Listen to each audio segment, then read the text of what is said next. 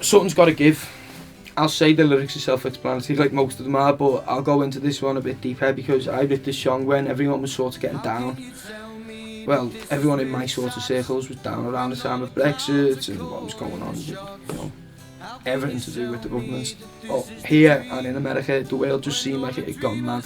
We had, you know, it was a time where Boris Johnson and Donald Trump were two of the most powerful men in the world, and you know, by like not by money or by wealth, well, Trump sort of, but like officially by parliament, by government, by state, these were two of the most important men in the world. And just that, if I wasn't the only one at that moment in time who was thinking to myself, what the fuck is going on? You know, I'll shoot myself right now because, you know, it was just absolutely baffling. My social media outlets pushing certain agendas, just 1,000,001 things going on in the world that we should know about that we don't. And the fact that all this is headline news and this is what people are actually fretting about and worrying about, it just baffled me.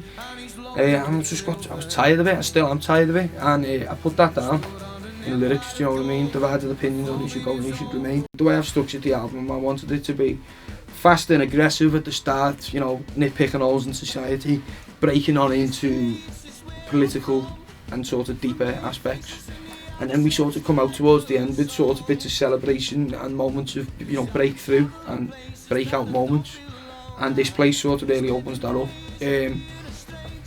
This place is about not forgetting where you come from and being proud of where you come from, no matter what you've gone through in your life. You know, it's shaped you to where you are, wherever you're sat or stood today. It doesn't actually have to be a city or a town or you know, it could be literally a place. It could be your granddad's garden where he, you know what I mean, where he taught you the tricks of life and stuff like that. It could be when you went fishing with your dad or something like that, you know what I mean. It could be when, you know, you went shopping with your mum, or, you know, anything like that. It could just be, you know, it'd be a moment in time that really changed your life, really, and it made you, you know, start making steps towards that person that you are. But it can also be, you know, the town and the whole, or the city, the country, wherever, that, and the whole sort of story up to now. And I remember I was struggling for quite a few days trying to come up with something, and I was trying different, you know, I think I was just trying to force things, trying to make them really, trying to be brilliant, and even the guitar part and stuff like that, and that's not the way I've ever done things. And I remember sort of being sat there with the guitar, and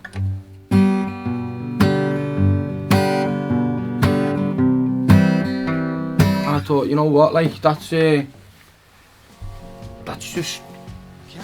simple and it sounds good, do you know what I mean? And I just started thinking in the head, and I'm thinking, there's so many songs like Stand By Me and stuff like that have got just such simple sort of walk down riffs, and, you know, where they're playing on like the low ends of the guitar, and just that little sort of one note strum. It was just, I thought, yeah, that sound, and I thought, why not? Right, since I'm in the moment, at this moment in time, I'm struggling to you know, write music and live this new life that I've now sort of signed up to, and you know, fulfill what I need to do. And I thought, why not write a song about struggling to write a song? And it's about, even though it sounds like a bit of a sad song, it's about breaking through to the other side and, you know, keeping on going, and, you know, you can do it. And it's about never giving up on yourself, really, and just grinding those gears and finding the result. So Common People was a song that I wrote when I was 19, I think I wrote it. I was a young lad working on building sites and in and out of offices and stuff like that, you know, and just really saving up every last penny that I earned to go and have that big, that blowout at the weekend. At the time, I'd sort of fell into sort of following my footy team home and away, got into the terrace culture, and that's what it was. I was living escapism at that time. Yeah, Weekends in Paradise were really getting towards the big sort of celebratory part of the album, you know what I mean? It was my first single release. It was always going to be the first single release because it was one that I played at the gigs that I was doing through LFC and Boss Nights and stuff like that. And even when I was playing on Friday nights in the Slaughterhouse and the Cross Keys and pubs like that around town, which I've done for many years, do you know what I mean? I remember playing that song and people coming up to me in pubs and saying, who's that song by? Because they were jumping up and down, and you know, like, I remember it like having a slaughterhouse once. No one knew the song apart from a couple of my mates, and they asked for me to play it again at the end of my set. And then that was when I knew. I was like, no, that's like, I'm going for this now. This is me, you know what I mean? This is going to be my first single. Against Heavy makes it almost sound like a dance track, do you know what I mean? It's, you know what I mean? Some of the Scousers Scallies in Liverpool listen to that song on a Sunday morning as they're finishing the 3-day benders, do you know what I mean? And that's worthwhile. Everything you've done, if you've got those memories and those sort of happy feelings every time you think of those times, then you've done it right. And you know what I mean? No criticism from me. So we get by. I think it's sort of the defining track of the album, which is why I put it at the end.